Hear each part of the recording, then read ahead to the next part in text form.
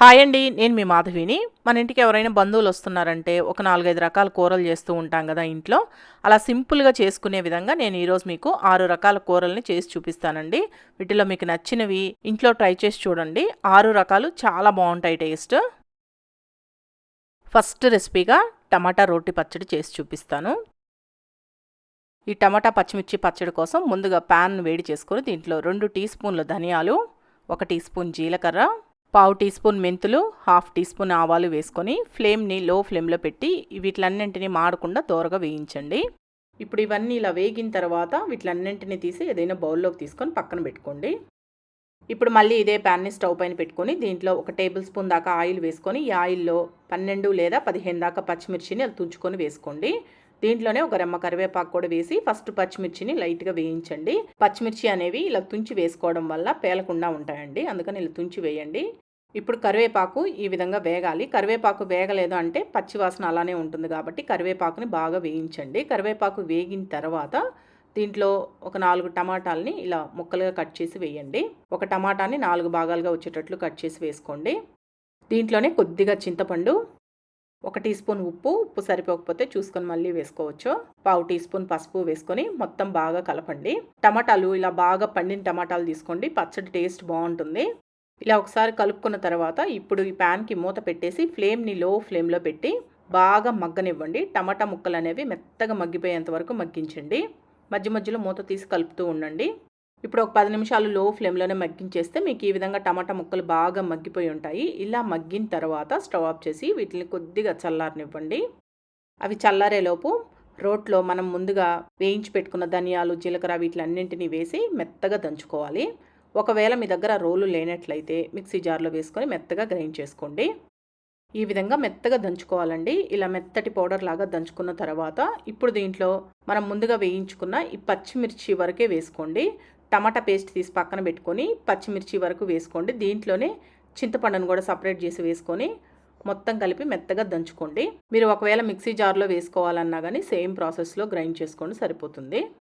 ఇలా పచ్చిమిర్చిని బాగా దంచుకున్న తర్వాత ఇప్పుడు దీంట్లో నేను 1 టేబుల్ స్పూన్ వేయించి పొడి చేసి పెట్టుకున్న నువ్వుల పొడి వేసుకుంటున్నాను.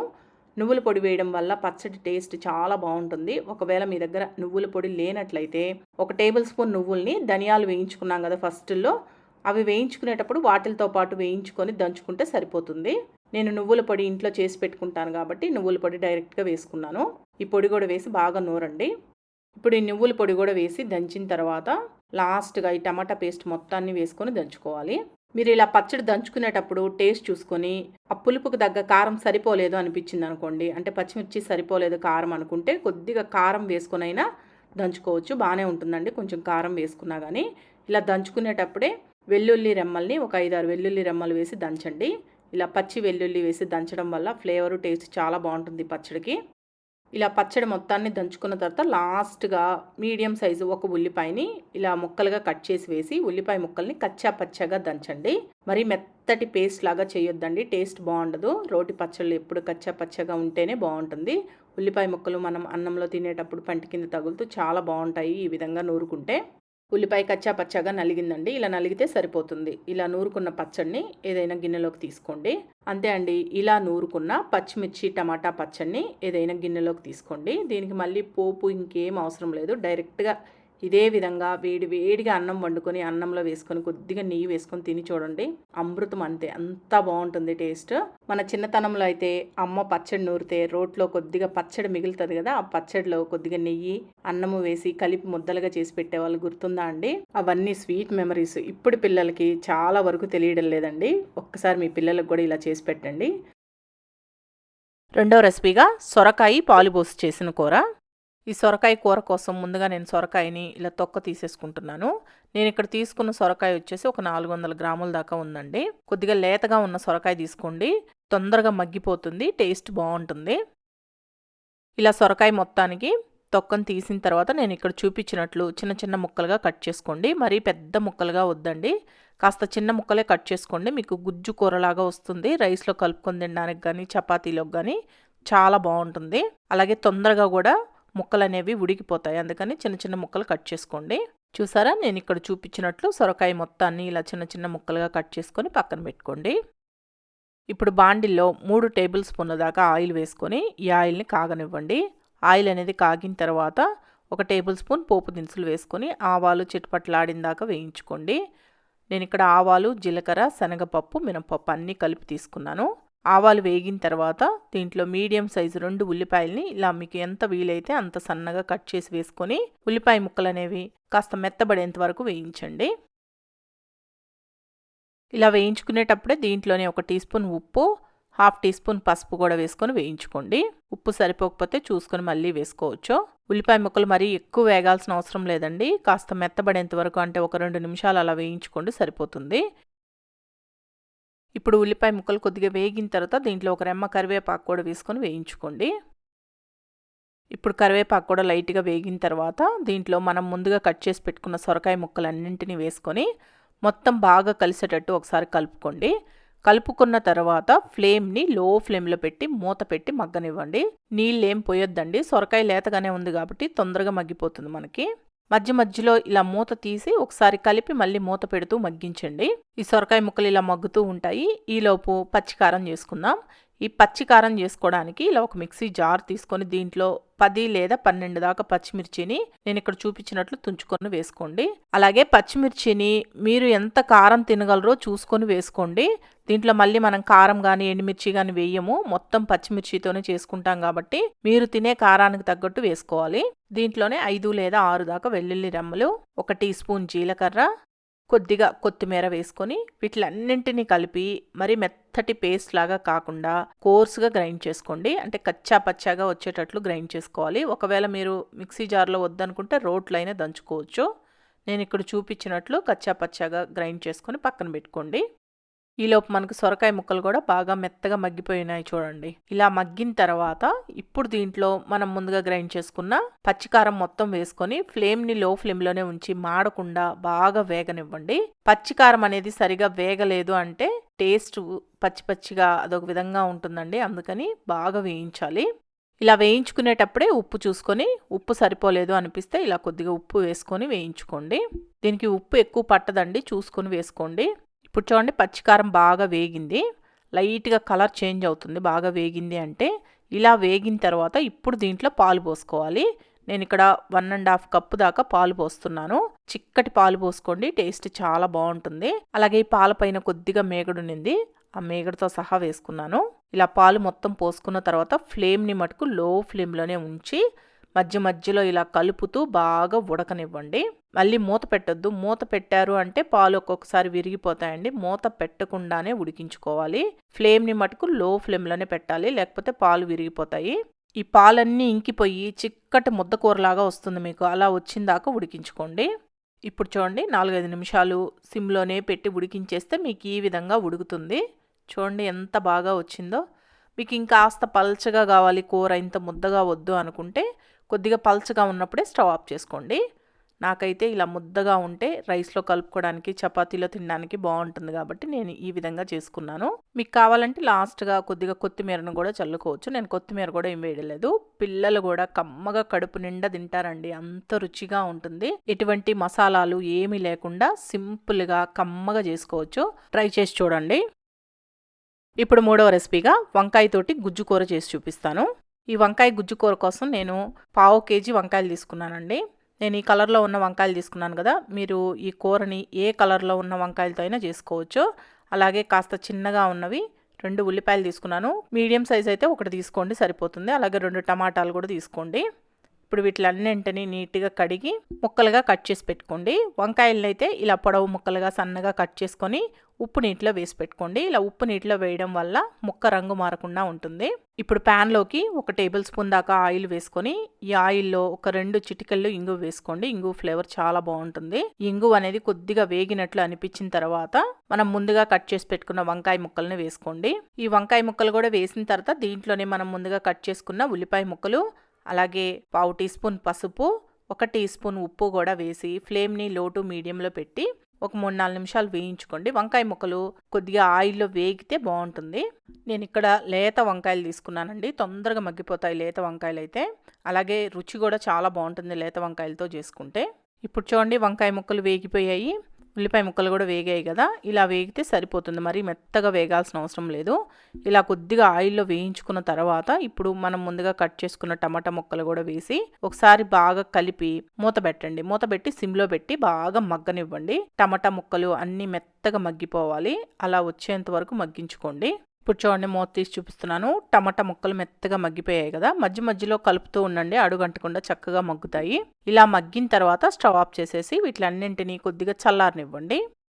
ఇవి కాస్త చల్లారిన తర్వాత ఇప్పుడు మిక్సీ జార్లోకి తీసుకొని వీటిలన్నింటినీ మరీ మెత్తటి పేస్ట్ లాగా కాకుండా కోర్సుగా గ్రైండ్ చేసుకోవాలి. అంటే కచ్చా పచ్చగా గ్రైండ్ చేసుకోవాలి. మనం రోట్లో దంచితే ఎలా అయితే వస్తుందో ఆ విధంగా వచ్చేటట్లు గ్రైండ్ చేయండి. అంటే ఒక 2-3 సార్లు పల్స్ ఇవ్వండి, సరిపోతుంది.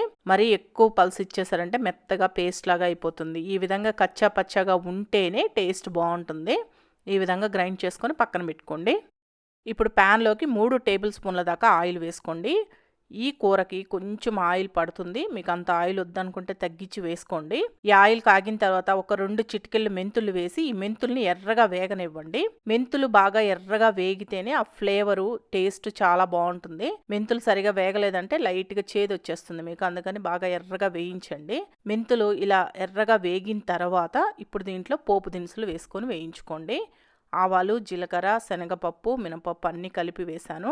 ఆవాలు చిటపటలాడిన దాకా వేయించండి. ఇప్పుడు ఆవాలు వేగిన తర్వాత దీంట్లో 4-5 వెల్లుల్లి రెమ్మల్ని కచ్చా పచ్చగా దంచి వేసుకోండి.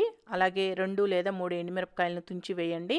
ఒక 3 పచ్చిమిర్చిని కూడా ఇలా కట్ చేసి వేసుకొని దీంట్లోనే ఒక రెమ్మ కరివేపాకు కూడా వేసి ఈ పోపుని వేయించండి. అంటే వెల్లుల్లి అనేది కొద్దిగా పచ్చివాసన పోయేంత వరకు వేయించుకోండి. ఇప్పుడు పోపు వేగింది. ఇలా వేగిన తర్వాత మనం ముందుగా గ్రైండ్ చేసి పెట్టుకున్న ఈ వంకాయ మిశ్రమాన్ని మొత్తాన్ని పోపులో వేసుకొని బాగా కలుపుకోండి. ఫ్లేమ్ని లో ఫ్లేమ్లో పెట్టి కలపండి, మాడకుండా చక్కగా కలిసిపోతుంది. ఇప్పుడు ఈ వంకాయ మిశ్రమం అనేది ఇలా పోపులో మొత్తం కలిసిపోయేంత వరకు కలుపుకున్న తర్వాత దీంట్లో 2 టీ స్పూన్ల కారం వేస్తున్నాను. 1½ టీ స్పూన్ ధనియాల పొడి, 1/2 టీ స్పూన్ జీలకర్ర పొడి వేసుకొని ఈ పొడులన్నీ కూడా బాగా కలిసిపోయేటట్టు మళ్ళీ కలుపుకోండి. ఫ్లేమ్ని మటుకు లో ఫ్లేమ్లోనే ఉంచండి, అడుగున మాడకుండా చక్కగా బాగా కలిసిపోతుంది. ఇప్పుడు ఇలా మొత్తం కలుపుకున్న తర్వాత దీంట్లో చింతపండు రసం పోసుకోవాలి. ఒక ఉసిరికాయ సైజ్ అంతా చింతపండుని ఒక 10 నిమిషాలు నీళ్ళల్లో వేసి నానబెట్టండి. నానబెట్టిన తర్వాత బాగా పిసికి ఇలా చింతపండు రసం కొద్దిగా పోసుకోండి. మరీ ఎక్కువ పోసుకుంటే కూడా పులుపు వచ్చేస్తుంది, కొద్దిగా వేసుకుంటే సరిపోతుంది. దీంట్లోనే మీ రుచికి సరిపడా సాల్ట్ కూడా వేసుకొని మొత్తం బాగా కలిసేటట్టు కలుపుకోండి. ఉప్పు, కారం పులుపుకి తగ్గట్టు ఉంటేనే టేస్ట్ బాగుంటుందండి. అదొక్కటి గుర్తుపెట్టుకొని చేసుకోండి. 2 టీ స్పూన్లు నేను కారం వేశాను కదా, నాకు సరిపోయింది కరెక్ట్గా. మళ్ళీ ఎండుమిర్చి, పచ్చిమిర్చి కూడా వేశాను. ఒకవేళ మీరు కొద్దిగా పులుపు ఎక్కువ అనిపించింది అనుకుంటే కారము, ఉప్పు కొద్దిగా ఎక్కువ వేసుకోండి, సరిపోతుంది. ఇలా మొత్తం కలుపుకున్న తర్వాత మరీ చిక్కగా అనిపించింది అనుకోండి, ఇంకొద్దిగా నీళ్లు పోసుకొని బాగా కలిపి ఫ్లేమ్ని లో ఫ్లేమ్లో పెట్టి మూత పెట్టి మగ్గించాలి. ఆయిల్ సపరేట్ అయ్యేంత వరకు మగ్గించాలండి. మధ్య మధ్యలో మూత తీసి కలిపి మళ్ళీ మూత పెడుతూ ఉండండి, అడుగంటకుండా బాగా ఉడుకుతుంది. ఇప్పుడు చూడండి, నేను మూత తీసి చూపిస్తున్నాను. ఈ విధంగా సైడ్స్న ఆయిల్ లైట్గా సపరేట్ అయ్యింది కదా, ఇలా ఉడకాలి. ఇలా ఉడికితే మీకు కూర రెడీ అయిపోతుంది. దీంట్లో లాస్ట్గా మీకు కావాలి అంటే సన్నగా తరిగిన కొత్తిమీర చల్లుకోవచ్చు. నేనైతే కొత్తిమీర కూడా ఏం వేయడం లేదు. అలాగే కొంతమంది పులుపు బ్యాలెన్స్ చేసుకోవడానికి కొద్దిగా బెల్లం వేసుకుంటారు కదా, మీకు బెల్లం ఇష్టం ఉంటే లైట్గా బెల్లం కూడా వేసుకోవచ్చు. నేనైతే బెల్లం వేయడం లేదు, నాకు బెల్లం ఇష్టం ఉండదండి. అంతే అండి, వంకాయ గుజ్జు కూర రెడీ. చూస్తుంటేనే నోట్లో నీళ్ళు వచ్చేస్తున్నాయి కదా, అద్భుతంగా ఉంటుంది. ఒక్కసారి ఈ ప్రాసెస్లో ట్రై చేసి చూడండి. ఇప్పుడు 4వ రెసిపీ బంగాళదుంప కూర. ఈ బంగాళదుంప ముద్ద కూర కోసం నేను 3 బంగాళదుంపలు తీసుకున్నాను. ఇవి మీకు గ్రాముల్లో కావాలంటే 400 గ్రాముల దాకా ఉన్నాయి. ఈ బంగాళదుంపల్ని నీట్గా కడిగిన తర్వాత నేను ఇక్కడ చూపించినట్లు హాఫ్కి కట్ చేసుకోండి. ఇలా కట్ చేసుకొని ఉడికించడం వల్ల మనకి లోపల వైపు కూడా బాగా ఉడుకుతుంది. అందుకని ఇలా కట్ చేసుకున్నాను. ఇప్పుడు ఇలా కట్ చేసుకున్న ఈ బంగాళదుంపల్ని కుక్కర్లోకి తీసుకొని దీంట్లోనే ఒక 3/4 గ్లాసు దాకా నీళ్లు పోసి కొద్దిగా ఉప్పు వేసుకొని మూత పెట్టేసి ఫ్లేమ్ని హై ఫ్లేమ్లో పెట్టుకొని 3 విజిల్స్ రానివ్వండి. నేను ఈ బంగాళదుంపల్ని కుక్కర్లో వేసి ఉడికిస్తున్నాను, తొందరగా ఉడికిపోతాయని. మీరు కావాలంటే మామూలు గిన్నెలో అయినా ఉడికించుకోవచ్చు. ఇప్పుడు ఆ బంగాళదుంప ముక్కలు ఉడికేలోపు ఏం చేస్తారంటే ఇలా ఒక మిక్సీ జార్ తీసుకొని దీంట్లో ఒక 10 పచ్చిమిరపకాయలని ఇలా తుంచుకొని వేసుకోండి. పచ్చిమిరపకాయలు నేను 10 తీసుకున్నాను కదా అని మీరు 10 తీసుకోవడం కాదండి. మీరు ఎంత కారం తినగలరు చూసుకొని తీసుకోండి. కొన్ని పచ్చిమిర్చి కారం ఎక్కువ ఉంటాయి, కొన్ని పచ్చిమిర్చి కారం తక్కువ ఉంటాయి కాబట్టి మీరు తినే కారానికి తగ్గట్టు తీసుకోండి. దీంట్లోనే 1 టీ స్పూన్ జీలకర్ర, 4 లేదా 5 వెల్లుల్లి రెమ్మలు, కొద్దిగా ఉప్పు వేసుకొని ఇవన్నీ కలిపి గ్రైండ్ చేసుకోండి. మరి మెత్తటి పేస్ట్ లాగా కాకుండా లైట్గా కచ్చా పచ్చగా వచ్చేటట్లు గ్రైండ్ చేయండి. నేను ఇక్కడ చూపిస్తున్నాను చూడండి, ఈ విధంగా గ్రైండ్ చేసుకొని పక్కన పెట్టుకోండి. ఈలోపు బంగాళదుంపలు కూడా ఉడికాయి. మూత తీసి చూపిస్తున్నాను చూడండి. ఇలా చాకుతో గుచ్చి చూస్తే అర్థమవుతుంది. మరి మెత్తగా ఉడకకూడదండి. మెత్తగా ఉడికాయి అనుకోండి, వేయించుకునేటప్పుడు ముద్దగా చిదురైపోతాయి, పేస్ట్ లాగా అయిపోతుంది, మీకు ఫ్రై లాగా ముద్ద కూరలాగా రాదు. అందుకని కొద్దిగా పలుకుగా ఉండేటట్లే ఉడికించుకోవాలి.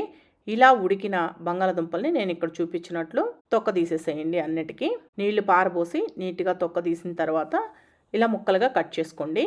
మరి పెద్ద పెద్ద ముక్కలు వద్దు, అలాని మరి చిన్న ముక్కలు కాకుండా మీడియం సైజులో ముక్కలు కట్ చేసుకోండి. అన్ని ముక్కల్ని ఇలా కట్ చేసుకొని పక్కన పెట్టుకోండి.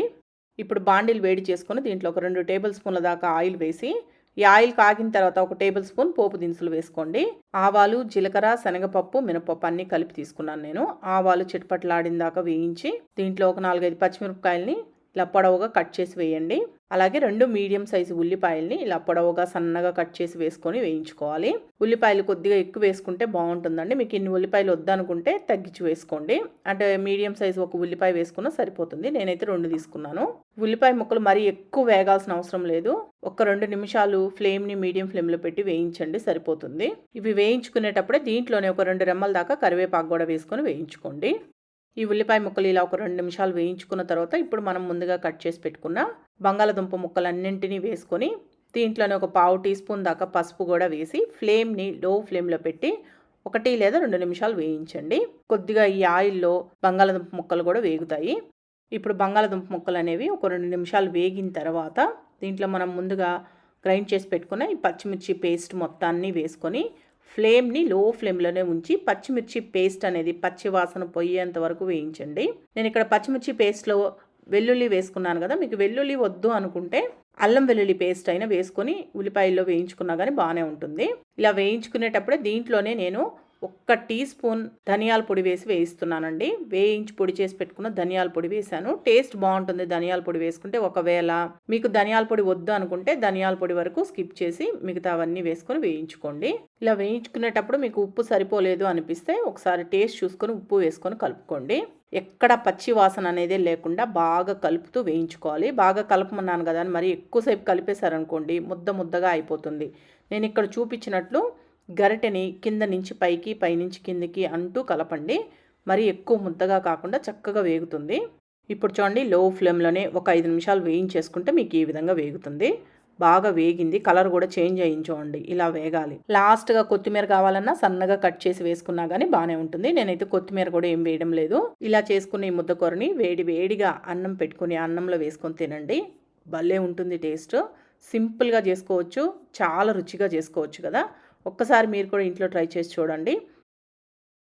ఇప్పుడు 5వ రెసిపీగా తోటకూర పచ్చికారం. ఫస్ట్ తోటకూరని నీట్గా కడిగి ఇలా వడగిన్నెలో వేసి పెట్టుకోండి. నీళ్ళన్నీ కిందికి వచ్చేస్తాయి. నేను ఈ సైజులో ఉన్నవి, నేను ఇక్కడ చూపిస్తున్నాను కదా, ఈ సైజులో ఉన్నవి 5 కట్టలు తీసుకున్నానండి. 5 కట్టల తోటకూరని ఇలా నీట్గా కడిగి పెట్టుకున్నాను. ఇలా కడిగి పెట్టుకున్న తోటకూరని నేను ఇక్కడ చూపించినట్లు కొద్దిగా తోటకూర తీసుకొని కట్ చేసుకోండి. ఇలా కట్ చేయడం వల్ల మీకు కూరలో వేసినప్పుడు ఎక్కువ ఆకులుగా లేకుండా ఉంటుంది. రైస్లో కలుపుకొని తినడానికి బాగుంటుంది. అందుకని ఇలా కట్ చేసుకోండి. ఇప్పుడు చూడండి, నేను తోటకూర మొత్తాన్ని కట్ చేసుకున్నాను. ఇలా కట్ చేసుకున్న తోటకూరని ఏదైనా గిన్నెలో వేసుకొని పక్కన పెట్టుకోండి. ఇప్పుడు పచ్చికారం చేసుకోవడానికి ఇలా ఒక మిక్సీ జార్ తీసుకొని దీంట్లోకి ఒక 10 పచ్చిమిర్చిని ఇలా తుంచుకొని వేసుకోండి. పచ్చిమిర్చి 10 అని కాదండి, మీరు ఎంత కారం తినగలరో చూసుకొని వేసుకోండి. నేనైతే ఒక 10 పచ్చిమిర్చి దాకా వేస్తున్నాను. కొంచెం కారం ఎక్కువగానే తింటాం మేము, అందుకని కొద్దిగా ఎక్కువే వేసుకుంటున్నాను. మీకు అంత కారం వద్దనుకుంటే తగ్గించి వేసుకోండి. దీంట్లోనే 5 లేదా 6 వెల్లుల్లి రెమ్మలు, అలాగే ఒక 1/2 టీ స్పూన్ జీలకర్ర కూడా వేసుకొని వీటిలన్నింటినీ కలిపి మరీ మెత్తగా కాకుండా కోర్సుగా గ్రైండ్ చేసుకోండి. ఒక 2-3 సార్లు పల్స్ ఇచ్చారంటే నేను ఇక్కడ చూపించినట్లు కోర్సుగా గ్రైండ్ అవుతుంది. మరీ మెత్తటి పేస్ట్ చేయమాకండి. ఇలా చేసుకున్న పచ్చికారాన్ని పక్కన పెట్టుకోండి. ఇప్పుడు ప్యాన్ని వేడి చేసుకుని దీంట్లో 2 లేదా 3 టేబుల్ స్పూన్ల దాకా ఆయిల్ వేసుకోండి. ఈ ఆయిల్ అనేది కాగిన తర్వాత 1 టేబుల్ స్పూన్ దాకా పోపు దినుసులు వేసుకొని ఆవాలు చిటపటలాడిన దాకా వేయించండి. నేను ఇక్కడ ఆవాలు, జీలకర్ర, శనగపప్పు, మినపప్పు అన్నీ కలిపి తీసుకున్నాను. ఇప్పుడు ఆవాలు వేగిన తర్వాత దీంట్లో ఒక 2 ఎండుమిర్చిని ఇలా తుంచుకొని వేసుకోండి. మీరు కావాలంటే ఒక 2 పచ్చిమిర్చిని కూడా కట్ చేసి వేసుకోవచ్చు ఈ పోపులో. ఈ ఎండుమిర్చి వేసిన తర్వాత దీంట్లో మీడియం సైజు 2 ఉల్లిపాయల్ని ఇలా పొడవుగా కట్ చేసి వేసి ఉల్లిపాయ ముక్కలు లైట్గా కలర్ మారేంత వరకు వేయించుకోండి. ఉల్లిపాయ ముక్కలు వేగేటప్పుడే దీంట్లోనే ఒక రెమ్మ కరివేపాకు కూడా వేసుకొని వేయించుకోండి. ఇప్పుడు కరివేపాకు కూడా వేగిన తర్వాత దీంట్లో మనం ముందుగా గ్రైండ్ చేసి పెట్టుకునే పచ్చికారం మొత్తం వేసుకొని ఫ్లేమ్ని లో ఫ్లేమ్లో ఉంచి పచ్చికారాన్ని బాగా వేగనివ్వండి. కాస్త పచ్చి వాసన పోయేంత వరకు వేయించుకున్నా సరిపోతుంది. అంటే సుమారుగా ఒక 2 నిమిషాలు వేయించండి. ఇప్పుడు పచ్చిమిర్చి కారం కూడా వేగిందండి. ఇలా వేయించుకున్న తర్వాత దీంట్లో మనం ముందుగా కట్ చేసి పెట్టుకున్న తోటకూర, అలాగే 3 మీడియం సైజు టమాటాలని ఇలా చిన్న ముక్కలుగా కట్ చేసి వేసి మొత్తం బాగా కలిసేటట్టు కలుపుకోండి. టమాటాలని కాస్త బాగా పండిన టమాటాలు తీసుకోండి, బాగుంటుంది. ఇలా మొత్తం ఒకసారి కలుపుకున్న తర్వాత ఫ్లేమ్ని లో ఫ్లేమ్లోనే ఉంచి ప్యాన్కి మూత పెట్టి బాగా మగ్గనివ్వండి. మధ్య మధ్యలో ఒక 2-3 సార్లు ఇలా మూత తీసి బాగా కలిపి మళ్ళీ మూత పెడుతూ ఉండండి. టమాటా ముక్కలు మెత్తగా మగ్గిపోతాయి. అస్సలు నీళ్లు పోయొద్దండి. నీళ్లు పోయకుండానే ఆ టమాటా ముక్కల్లో ఉన్న జ్యూస్ తోటి, అలాగే మనకి తోటకూరలో కూడా లైట్గా వాటర్ కంటెంట్ ఉంటుంది కదా, దాంతోనే బాగా మగ్గబెట్టేయండి. నీళ్లు పోస్తే టేస్ట్ అంత బాగుండదు. ఇప్పుడు ఒక 4-5 నిమిషాలు లో ఫ్లేమ్లో ఉడికించిన తర్వాత ఈ విధంగా సగం వరకు ఉడుకుతుందండి. ఇలా ఉడికిన తర్వాత దీంట్లో మీ రుచికి సరిపడా సాల్ట్, ఆకుకూర కదా సాల్ట్ ఎక్కువ పట్టదు చూసుకొని వేసుకోండి.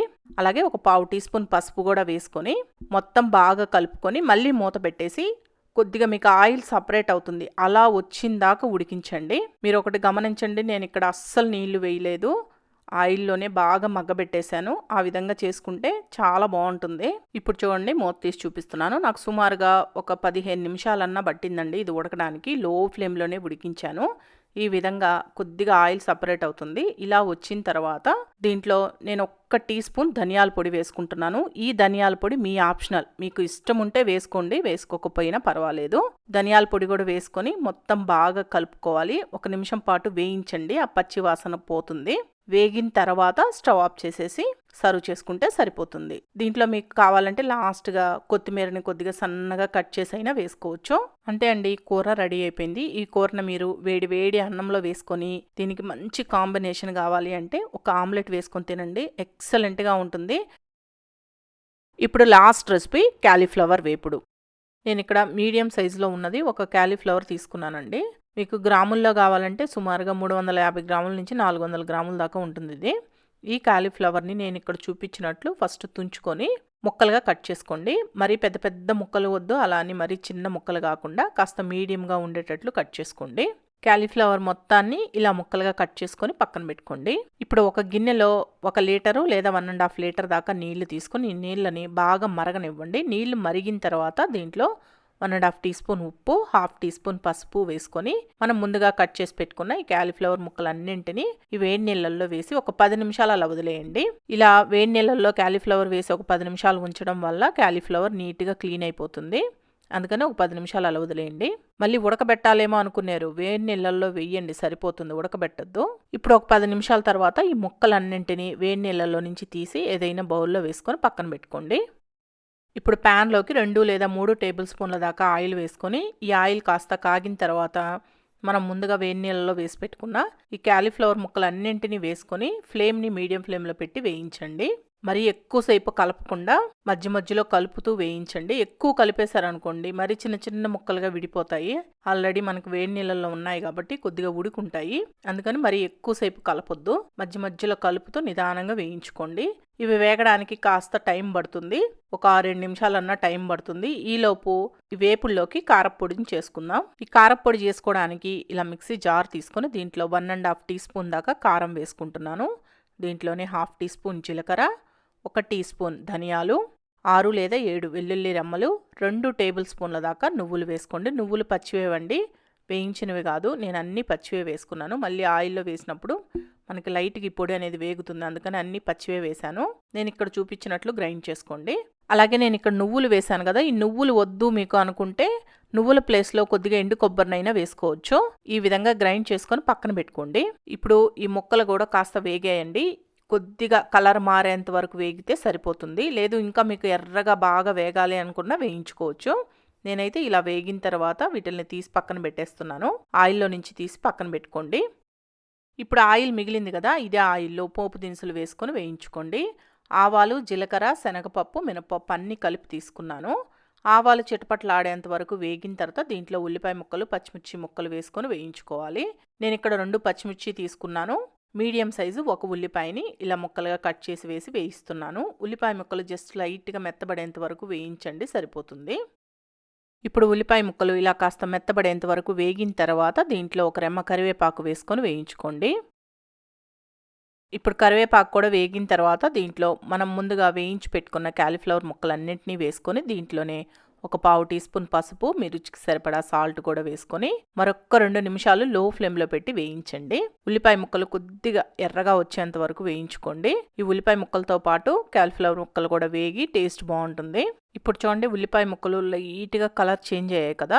ఇలా వేగిన తర్వాత ఇప్పుడు దీంట్లో మనం ముందుగా గ్రైండ్ చేసి పెట్టుకున్న ఈ కారప్పొడి మొత్తాన్ని వేసుకొని ఫ్లేమ్ని లో ఫ్లేమ్లోనే ఉంచి 1 లేదా 2 నిమిషాలు వేయించండి. అంతకంటే ఎక్కువ వేయించేశారనుకోండి కారప్పొడి మాడిపోయి టేస్ట్ బాగుండదు. అందుకని జస్ట్ 1 లేదా 2 నిమిషాలు లో ఫ్లేమ్లో వేయించి స్టవ్ ఆఫ్ చేసేయండి. ఇప్పుడు చూడండి, ఒక 2 నిమిషాలు ఇలా వేయించుకున్న తర్వాత స్టవ్ ఆఫ్ చేసేసి లాస్ట్గా కొద్దిగా కొత్తిమీరని సన్నగా కట్ చేసి వేసుకొని కలుపుకోండి, సరిపోతుంది. అంతే. చూడండి ఎంత సింపుల్గా చేసుకోవడం. ఈ వేపుడిని మీరు వేడివేడిగా అన్నంలో వేసుకుని తిన్నా బాగుంటుంది, లేదా పప్పుచారు, టమాటా పప్పు, దోసకాయ పప్పు ఇలాంటివి చేసుకున్నప్పుడు వాటిల్లోకి సైడ్ డిష్గాను ఎక్సలెంట్గా ఉంటుంది. మరి చూసారు కదా, రోజువారీ 6 రకాల కూరల్ని ఎలా చేసుకోవచ్చో. వీటిల్లో మీకు నచ్చినవి ట్రై చేయండి. ఈ వీడియో మీకు నచ్చితే మన ఛానల్ని సబ్స్క్రైబ్ చేసుకోండి, లైక్ చేయండి, షేర్ చేయండి, కామెంట్ చేయండి.